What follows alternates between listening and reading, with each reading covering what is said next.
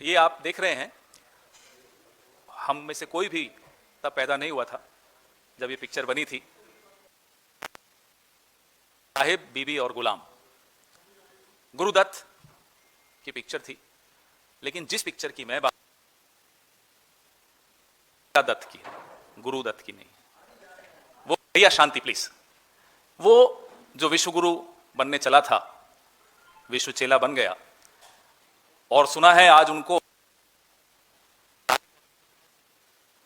अनुमति मिली waste Asia crisis पर, पश्चिम Asia में जो संकट है उस पर आज लोकसभा में बोलने की। 23 दिन बाद साहिब और बीबी ने गुलाम को अनुमति दी कि वो लोकसभा में आज बोलें। पिछले कई दिनों से हम और आप विश्लेषण कर रहे थे, अगर हमारी विदेश नीति इस तरह की ढुलमुल नहीं होती, कमजोर नहीं होती, कायराना नहीं होती, तो भारत कितने बड़े नुकसान से बच सकता था। हम कभी ये नहीं कह रहे, न कभी कहा, न कभी कहेंगे नरेंद्र मोदी जी से, गुलाम से, कि आप ईरान की तरफ झुक जाइए। हम सिर्फ और सिर्फ इतना कह रहे हैं, कहते आए हैं, और आपसे, इस देश से, पूरे विश्व को उम्मीद भी यही थी कि आप सीधे खड़े रहिए, कि आप नियम आधारित व्यवस्था पर चलिए, रूल्स बेस्ड ऑर्डर पर चलिए, क्योंकि हिंदुस्तान हमेशा नियम आधारित व्यवस्था का हिमायती रहा है। अगर आप नियम आधारित व्यवस्था पर चलते तो आप सीधे सीधे कहते कि यह जंग गैर कानूनी है। यूनाइटेड नेशंस के चार्टर भी हैं, नियम बने हुए हैं, कौन सी जंग कानूनी होती है, कौन सी गैर कानूनी होती है, उसके नियम हैं। आपने वो हिम्मत नहीं जुटाई। आप सीधे तो दूर छोड़िए, आप बिछ गए, लेट गए, नतमस्तक हो गए, साष्टांग दंडवत प्रणाम करने लगे साहिब और बीबी को। मुझे याद है, प्रधानमंत्री जापान की यात्रा पे गए, लौटे और 24 घंटे में जापानीज प्राइम मिनिस्टर का इस्तीफा हो गया। तब भी हमने आवाज उठाई कि आपकी क्या इंटेलिजेंस है, क्या आपको इनपुट्स मिलते हैं आपके मंत्रालय से। अब इजराइल गए, 48 घंटे में इजराइल ने भारत के एक पुराने दोस्त पे हमला किया, गैर कानूनी हमला किया, अमेरिका और इजराइल ने, साहिब और बीबी ने। और गुलाम एक चमकता हुआ मेडल, जिस मेडल का ना कोई पहले इतिहास था ना कोई भविष्य है, इजराइल ने इन्हीं की यात्रा के लिए बनाया, इनको खुश कर दिया, चमकता हुआ मेडल लिए घूम रहे हैं, इठला रहे हैं, मन डोले मेरा तन डोले। यह गुलाम ने किया है, और इसका खामियाजा क्या है, इस देश को क्या भुगतना पड़ रहा है। आज 50% जो घर हैं हिंदुस्तान के, सिलेंडर की कमी है। अभी जब मैं आ रहा था तो हमारे साथियों ने मुझे बताया कि जो सिलेंडर का वजन 14.2 किलो होता है, अब उसको 10 किलो कर रहे हैं। ये गुलाम की देन है। बड़े बड़े उद्योग, छोटे उद्योग बंद होने की कगार पे हैं। कितने रेस्टोरेंट, कितने होटल बंद होने की कगार पे हैं। मोरबी के टाइल्स के जो इंडस्ट्री है, उसकी हालत जाकर देखिए। देश का कोई कोना ऐसा नहीं बचा कि गुलाम की गलतियों का खामियाजा जिसने नहीं भुगता। 60,000 मेट्रिक टन बासमती चावल जो भारत एक्सपोर्ट करता है, अटका हुआ है समुद्र में। अगर गुलामी नहीं करता साहिब और बीबी की, तो स्ट्रेट ऑफ हॉर्मुज हमारे लिए खुला रहता, निर्बाध रूप से खुला रहता, हमें उनकी शर्तें नहीं माननी पड़ती। आपको यह अच्छी तरह से ज्ञान है, लेकिन मैं फिर भी दोहराऊंगा कि भारत जो ईरान से तेल खरीदता आया था, बार बार मुझे था बोलना पड़ रहा है, वो भारतीय करेंसी में खरीदता था, डॉलर्स में नहीं खरीदना पड़ता था। यह हमारे रिश्तों की समृद्धि थी, यह हमारे रिश्तों की ताकत थी कि हमारे फॉरेन एक्सचेंज पे प्रेशर नहीं पड़ता था। हम भारतीय करेंसी में ईरान से तेल खरीदते थे, वो पैसा भारत के बैंकों में जमा होता था, और जो वो हमसे ट्रेड करते थे उसमें एडजस्ट हो जाता था। सुना है 8 देशों से अब ईरान नेगोशिएशंस कर रहा है। स्ट्रेट ऑफ हॉर्मुज में जो व्यापार होगा, उसके जरिए जो सामान आएगा, उसको लेकर उन 8 देशों में हम भी हैं। और सुना है कि अब ये 8 देश चाइनीज करेंसी खर्च करके सामान लेंगे, युआन खर्च करके सामान लेंगे। ये गुलाम ने हासिल किया इस देश के लिए। हमारे लाखों लोग गल्फ के देशों में, खाड़ी देशों में काम करते हैं, रेमिटेंस आता है वहां से। गुलाम ने यह नहीं सोचा, जिनके लिए कहते थे पापा ने वॉर रुकवा दी, यूक्रेन से हमारे लोगों को वापस लाया, कहां है पापा? हमारे खाड़ी देशों में जो भारतीय हैं उनको कब लाओगे? उनके बारे में सोचे बगैर मेडल लेने आप चले गए अपने मालिक के पास। मैंने सिर्फ यहां साहिब, बीबी और गुलाम लिखा है। साहिब और बीबी के पीछे एक और बड़े साहब हैं, एप्स्टीन नाम है उनका, उनका जिक्र हम बार बार करते रहेंगे। हमें क्या पड़ी थी, क्या मजबूरी थी, क्या कमजोरी थी, कौन सी कमजोर नस थी, कौन सी ईडी थी, कौन सी सीडी थी, कौन सा वीडियो था कि हम यहां बिछ गए, सीधे नहीं खड़े रह पाए, हर घर को नुकसान पहुंचाया, हर व्यापार को नुकसान पहुंचा, जेम्स एंड ज्वेलरी, गरम मसाले, चावल, केले, अंगूर, कौन सा ऐसा किसान नहीं है जो आज परेशान है गुलाम की गुलामी की वजह से। फर्टिलाइजर, यूरिया, ये सारे आंकड़े हम आपको दे चुके हैं। ये सारे, हर किसान, हर मिडिल क्लास, रूरल, अर्बन, सब जगह गुलामी की कीमत हम लोग अदा कर रहे हैं। 5,000 रुपए का ब्लैक चल रहा है सिलेंडर पर। जो इंडस्ट्रियल डीजल है 22 रुपए से उसकी कीमत बढ़ा दी गई। जो प्रीमियम पेट्रोल है 2 रुपए बढ़ा दी गई। और हम दावे के साथ कह रहे हैं चुनाव खत्म हो जाने दीजिए, कैसे कीमतें बढ़ती हैं दिखाएंगे आपको। ये सिर्फ और सिर्फ चुनाव तक रुके हुए हैं। इसमें भी हम बार बार कह चुके हैं कि आपने जो 28 लाख करोड़ अर्जित किया पिछले 12 सालों में पेट्रोल और डीजल पर सेस लगाकर, अब तो कम से कम वो राहत उपभोक्ता को दिलवाई है? नहीं दिलवाएंगे, ये भी आप लिख लीजिए। एयरलाइंस के ऊपर से कैप हट गया, देखिए कैसे बेतहाशा कीमतें बढ़ेंगी। इंडिगो, आकाशा, हर एयरलाइन की, एयर इंडिया, सबकी। ये सब इस पिक्चर की वजह से साहिब, बीबी और गुलाम। जरूरत क्या थी साहब आपको ये बेसिर पैर करने, बात करने की? फादरलैंड, मदरलैंड, क्या था? वाहियात बात, मजाक भी ऐसा कि वाहियात मजाक। ये खीखी खीखी करके आप घूमते फिरते हैं पूरे विश्व में, लोग हंसते हैं आप पर। आपको आभास है कि आपकी क्या छवि बन गई है पूरे विश्व में? और ये छवि आपकी नहीं, माफ कीजिएगा, देश की खराब कर रहे हैं आप। ये खीसे निपोर कर विदेशों में जा जाकर लोगों से गले जबरदस्ती मिल मिलकर क्या हासिल किया साहब आपने? हमने आपको 15-20 दिन पहले जब ये जंग शुरू हुई, खास तौर पे जंग शुरू होने के बाद हमने कहा साहब निंदा कीजिए, नहीं की, हिम्मत नहीं थी। न साहिब के सामने हिम्मत, न बीबी के सामने हिम्मत। हमने फिर आपको कहा कि आयतुल्लाह खामेनेई की हत्या हुई है साहब, शोक के 2 शब्द बोलिए प्रधानमंत्री के मुंह से, आज तक शोक के 2 शब्द नहीं निकले। फिर दोहराते हैं, मत झुकिए ईरान की तरफ, सीधे तो खड़े रहिए। और अगर सीधे खड़े रहेंगे तो निंदा भी करेंगे, शोक भी व्यक्त करेंगे, और जैसा एक सभ्य देश की सभ्य विदेश नीति होती है उसका सम्मान करेंगे। यहां तो आप साहब अपना भी अपमान कर रहे हैं, अपनी कायरता के, आपकी कायरता के चर्चे पूरे विश्व में हो रहे हैं। 85% गैस जहां से आता है वो रास्ता ब्लॉक हो गया आपकी इस गुलामी की वजह से, आपकी इस कायरता की वजह से। मैंने आपको बताया, पहले भी बताया, हम कई बार बोल चुके हैं, हम परमाणु निरीक्षण अमेरिका की आंखों में आंखें डाल के 2 बार कर चुके हैं, 2 से ज्यादा बार कर चुके हैं। यह ताकत थी। बांग्लादेश बनाते वक्त भी आंखों में आंखें डाली थी हमने। क्या मजबूरी है आपकी? मैं फिर जानना चाहता हूं, हम सब जानना चाहते हैं, आपकी ऐसी कौन सी सीक्रेट्स अमेरिका के, एप्स्टीन के या इजराइल के पास या तीनों के पास हैं कि आप देश हित में सोचना भी बंद कर चुके हैं, सही कदम उठाना बंद कर चुके हैं। ब्रिक्स के अभी आप चेयर कर रहे हैं ब्रिक्स को, हिम्मत दिखाएंगे? हम बार बार ये दोहराते हैं, हिम्मत दिखाइए।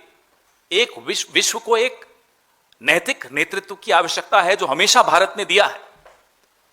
आप में वो हिम्मत क्यों नहीं आ पा रही? जब आइरिस डेना को हमारे आंगन में अमेरिका ने टॉर्पीडो किया हिंद महासागर में, हम खामोश रहे। हमने फिर कहा निंदा कीजिए। हमने फिर पूछा आपसे कि न्यूक्लियर सबमरीन आपके पड़ोस में आ गया और आपको क्या जानकारी नहीं थी? और जानकारी थी तो आप चुप रहे। ये गुलामी नहीं है तो क्या है, हमें बताइए। एक छोटा देश, सम्मान के साथ कह रहा हूं, लेकिन एक छोटा देश श्रीलंका हिम्मत दिखाता है, कहता है अमेरिका को हम आपको अपने बेस नहीं यूज करने देंगे। और हम एक पहाड़ सा देश है, बड़ा देश है, ताकतवर देश है, 75 साल से एक ताकत, एक गुडविल, हमने एक नाम कमाया है, और हम हिम्मत नहीं जुटा पा रहे अमेरिका को एक बार आंख दिखाने की कि हमारे इंडियन ओशन में आकर आपने हमारे मेहमान को क्यों मारा। हम हिम्मत नहीं जुटा पाए ये बोलने की कि 168 स्कूल जाती बच्चियों को आपने मार दिया है, ये गलत किया है। हम ये हिम्मत नहीं जुटा पाए। क्यों? क्योंकि गुलाम डरता भी है। गुलाम इसीलिए है क्योंकि गुलाम डरता है, और गुलाम डरता इसीलिए है कि गुलाम की कुछ कमजोर नस साहिब और बीबी दोनों के पास है। क्या हमारे देश के प्रधानमंत्री की कमजोरी के चलते हम देश को कमजोर होने देंगे? हम ये उम्मीद करते हैं कि आज हम जो यहां सवाल जो उठा रहे हैं, गुलाम के पास अभी है आधा घंटा, 33 मिनट है, पूछ ले साहिब से और बीबी से, क्या जवाब देंगे? क्या इन सवालों के जवाब देंगे? राहुल जी ने लगातार कोविड से पहले, जीएसटी से पहले, नोटबंदी के बाद लगातार चेताया था कि संकट आएगा। आप हंसी उड़ाते थे उनकी। राहुल गांधी ने फिर से आपको चेताया है कि बहुत बड़ा भीषण संकट एनर्जी में, ऑयल में, व्यापार में, अर्थव्यवस्था में आ रहा है। लेकिन हमें पूरी उम्मीद है साहिब और बीबी की वजह से गुलाम के मुंह से आवाज नहीं निकलेगी। आज भी लोकसभा में आप ये देखिएगा, जवाब नहीं होंगे। हम ये जानना चाहते हैं, आज जवाब दीजिए कि आपने निंदा क्यों नहीं की थी, आपने शोक क्यों नहीं जताया था, आप क्यों इजराइल के सामने झुक गए, आप क्यों बिछ गए, आपने क्यों देश के हितों के साथ समझौता किया? इसका जवाब आज हम उम्मीद करते हैं आप दीजिए, अगर हिम्मत है तो। लाग लपेट मत कीजिएगा कि हमारी 2 शिप्स आने दी, हमारी 3 शिप्स आने दी। चीन और रूस के लिए निर्बाध रूप से खुला रहा पिछले 23 दिन स्ट्रेट ऑफ हॉर्मुज, हमारे लिए नहीं था। ईरान की एम्बेसी ने भारतवासियों को शुक्रिया अदा किया है, कंट्रीब्यूशंस के लिए, डोनेशंस के लिए, दवाइयों के लिए। हम देख रहे थे कश्मीर की छोटी छोटी बच्चियां अपनी इयररिंग्स दे रही थी, सरकार को धन्यवाद नहीं दिया, भारत को धन्यवाद दिया। और जो राहत वो दे रहे हैं वो भारत को देना चाहते हैं, क्योंकि इस रिश्ते का एक इतिहास रहा है। ये 2 सभ्यताओं का रिश्ता रहा है। सरकारें आती जाती रहती हैं, कभी कभी ऐसी नामाकूल सरकारें भी आ जाती हैं, ऐसे गुलाम लोग भी प्रधानमंत्री बन जाते हैं, लेकिन फिर भी जो बड़े देश हैं, बड़ी सभ्यताएं हैं, पुरानी सभ्यताएं हैं, वो अपने रिश्ते कायम रखना जानती हैं। बधाई देते हैं हम इस देश के करोड़ों लोगों को जिन्होंने संकट की इस घड़ी में ईरान का साथ दिया, सरकारों के बावजूद दिया। जो डिसरप्शंस आ रही हैं मिल्क सप्लाई चेन की, आने वाले 10 दिन में अगर एलपीजी शॉर्टेजेस ऐसे ही चलती रही तो दूध की पैकेजिंग पे नुकसान होगा और दूध की किल्लत महसूस होगी। ये सब आपको वहां नहीं सुनाई देगा आज लोकसभा में। इन सब असली मुद्दों पर आपको कुछ नहीं मिलेगा लफाजी के अलावा, लेकिन इसलिए हम लोकसभा में वो बोलें उससे पहले हम ये सवाल पूछना चाहते हैं, क्या करेंगे आप 60,000 मेट्रिक टन चावल का जो अटका हुआ है? क्या आप गरम मसाले के जो व्यापारी हैं, मैन्युफैक्चरर्स हैं, उनको क्या जवाब देंगे?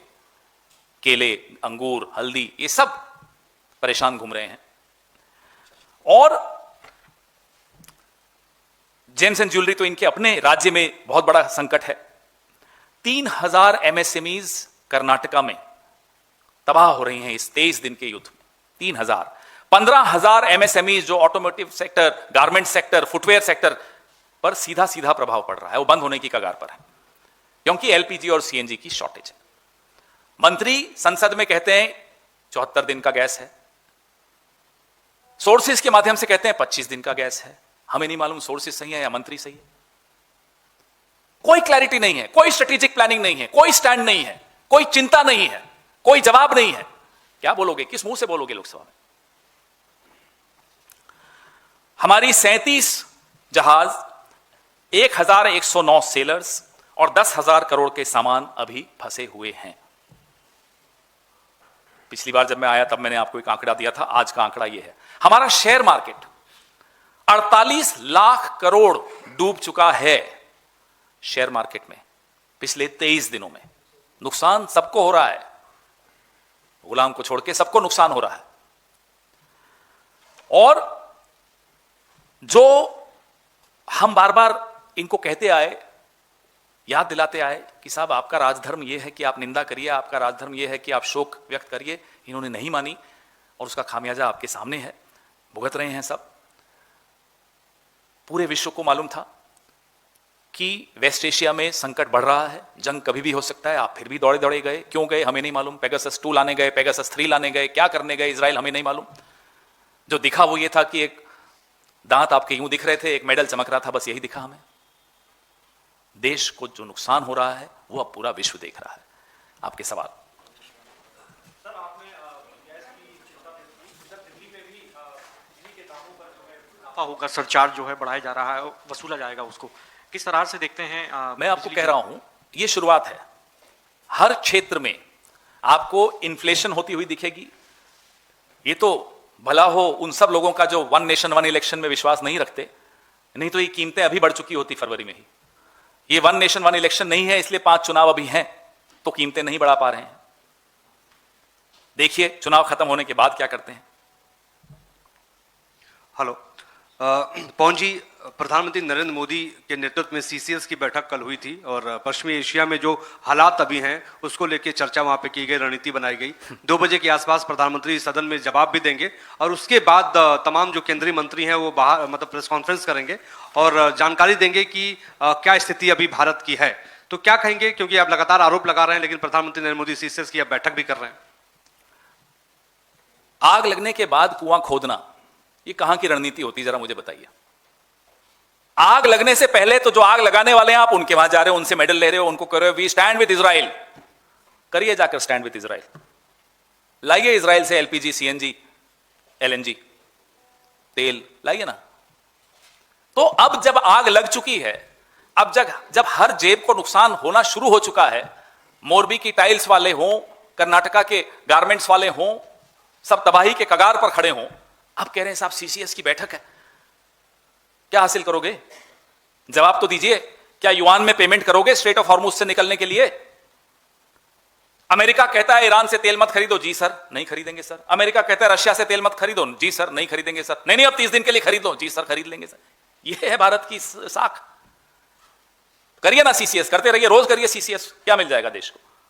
मैं कह रहा हूं आपको, साहिब और बीबी के डिक्टेशन के बाद आज ये लोकसभा में बोल रहे हैं। Mister Khera this side sir, आप पूछ लीजिए, आप पूछ लीजिए। सर कल बैठक हुई थी, बैठक के दौरान ये भी डिसाइड किया गया कि 20% सभी राज्यों में अधिक गैस दी जाएगी जो किल्लत हुई है। साथ ही जो ब्लैक मार्केटिंग हो रही है इस पर भी सभी अधिकारियों को ध्यान देने के लिए बोला गया। तो इसको आप किस तरीके करेंगे? क्या कहां से लाएंगे एडिशनल गैस, कहां से लाएंगे?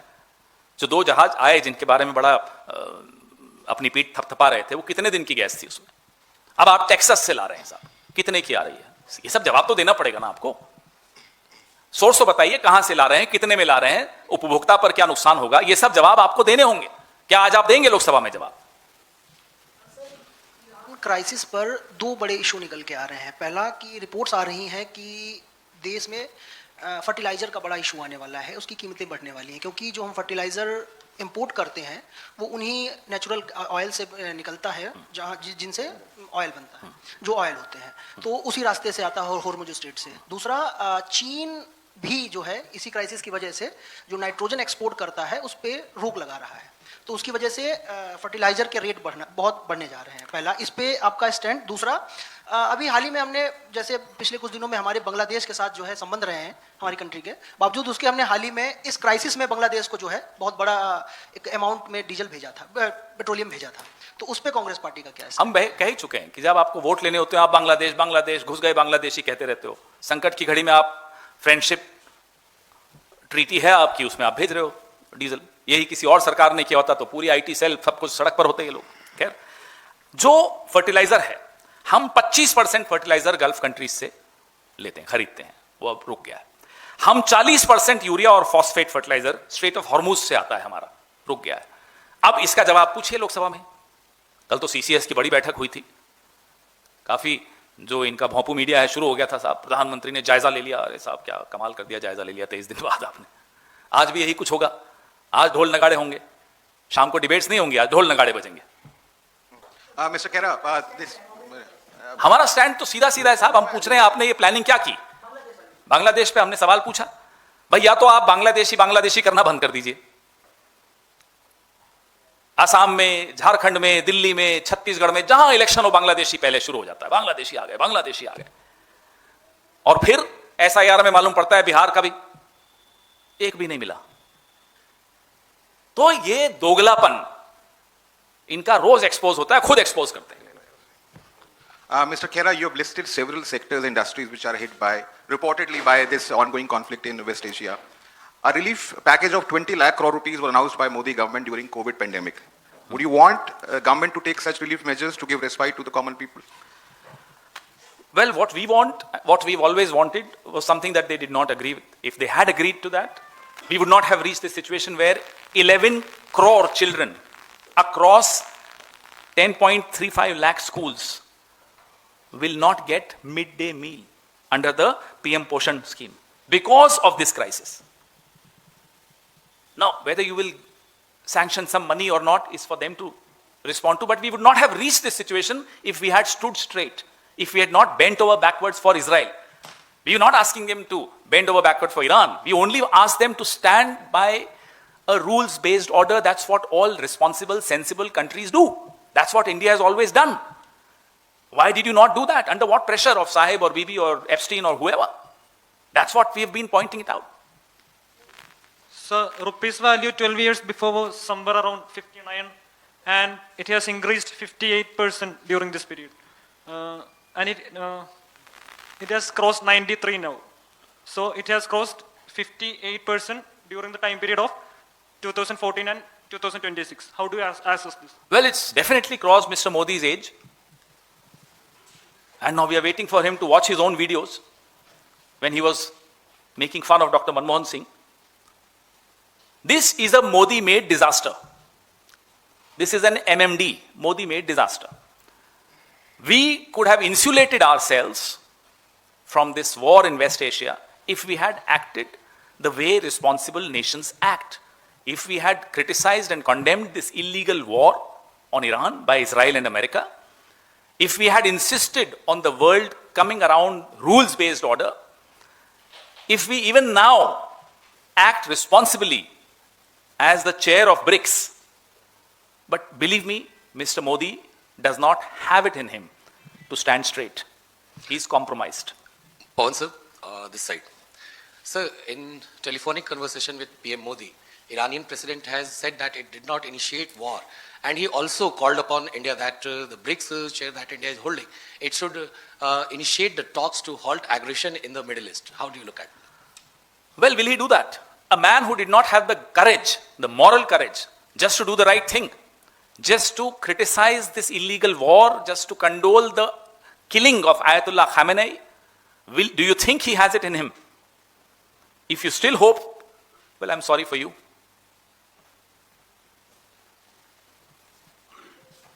पवन सर, आपने शुरुआत में जैसे कहा कि तकरीबन 60,000 मीट्रिक टन बासमती चावल जो है वो स्टक है अभी, जो पंजाब, हरियाणा, राजस्थान के 70% किसानों का पैसा अभी अटका हुआ है जिन्होंने एक्सपोर्ट किया। अब रिपोर्ट आनी शुरू हो गई कि उनको उनके पैसे जहां पे उन्होंने भेजा, एक्सपोर्ट किया, वहां से वापस नहीं मिल रहा है क्योंकि वो चावल अपने डेस्टिनेशन तक नहीं पहुंच पा रहा है। तो एक बड़ा संकट इस क्षेत्र के किसानों को जो बासमती चावल उपजा रहे हैं उनके सामने है। यही हम कह रहे हैं। आपने बासमती चावल की बात की जो मैंने रखी थी कि 60,000 मीट्रिक टन अटका हुआ है, और वो त्राही कर रहे हैं। वो बार बार कह रहे हैं कि साहब हमें राहत दीजिए, लेकिन दूर दूर तक कोई उम्मीद नहीं है कि ये किसी भी सेक्टर को, आपने बासमती की बात मेरी जरूर रिपीट की है, लेकिन स्पाइसेस, केले, अंगूर, ऐसे अनेक फार्मर्स हैं जो परेशान हैं। और कुछ तो नहीं।